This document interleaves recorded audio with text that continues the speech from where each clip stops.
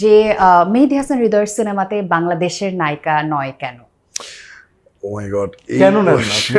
কি problem আপনার? করতে করতে আচ্ছা দেখেন, আমি দেশের বাড়ি থেকে যে নায়িকাটা যে দুজন নায়িকাকে নেওয়া হয়েছে, এদেরকে কি স্ক্রিনে আপনার কোনো কারণে মনে হয়েছে ক্যারেক্টারটার সাথে যায় না অথবা ঠিকঠাক প্লে করতে পারে না? যদি আমি বরবাদের কথা বলি, এখন তো অলরেডি রাক্ষস রিলিজ না, হয়ে গেছে। অবশ্যই ওনারা পারফেক্ট জন্যই আপনি কাস্ট করেছেন, হ্যাঁ, কিন্তু করেছি। বাংলাদেশে কি পারফেক্ট কেউ ছিল না? না, ছিল না যে তা না, ব্যাটে বলে মিলে নাই। Okay. অনেক সময় হয় না যে আমি আপনাকে চাচ্ছি যে আপনি ক্যারেক্টারটা প্লে করেন, আপনার সাথে আমার কথা হইলো, বাট আপনি আসলে শিডিউল জটিলতা হোক অথবা অন্য কোনো প্রবলেমের জন্য হোক আপনি সিনেমাটা করতে পারতেছেন না।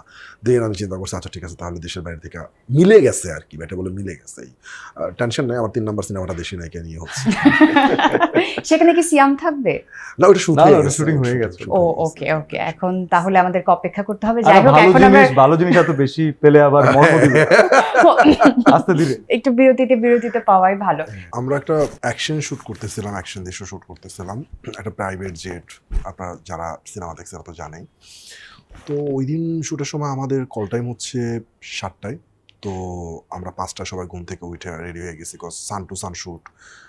অ্যান্ড মানে আমরা একটা মিনিট নষ্ট করতে চাই না, বিকজ অ্যাকশন সিকোয়েন্স এবং টাইম আমাদের হাতে খুবই কম।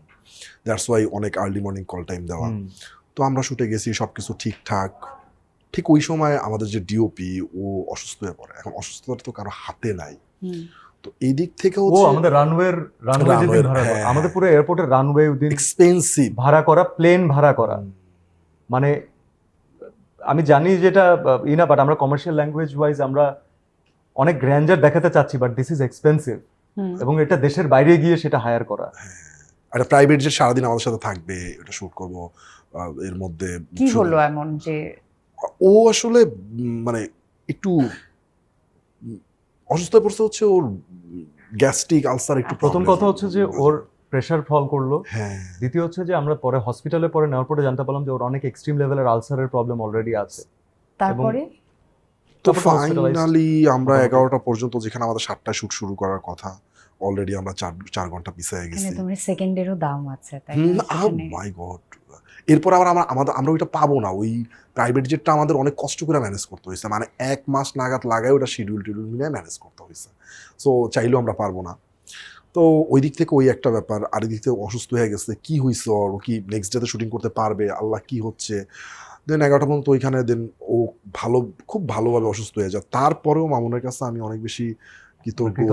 ওই জায়গা থেকে ওরা ডাক্তার বলছে যে আপনাকে 3 দিন রেস্ট নিতে হবে। সো আমি অনেক আরো বোঝায় ওরে পাঠাইছি যে ভাই যা হওয়ার পরে হবে, আপনি রেস্ট নেন আগে। প্রডিউসার বললো যে আমার শুটিং আমার পরে দেখা যাবে, আমার দরকার পরে আরো একদিন আমরা এই শুটিং করব।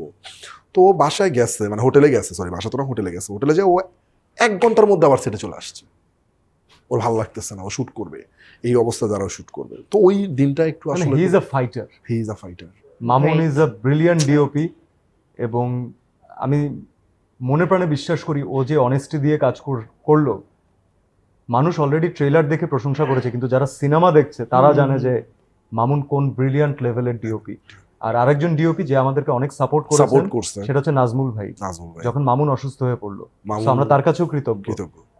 মানে সবার ভীষণ রকম অ্যাটাচমেন্ট ছিল, এবং অ্যাবসলিউটলি। এই দুজনের ক্ষেত্রে বলতে পারি যে একটা ইমোশনাল জার্নি আপনারা পার করেছেন, এবং এখনো নতুন করে রিলিজ হওয়ার পরে আরো একটা জার্নি স্টার্ট হয়েছে।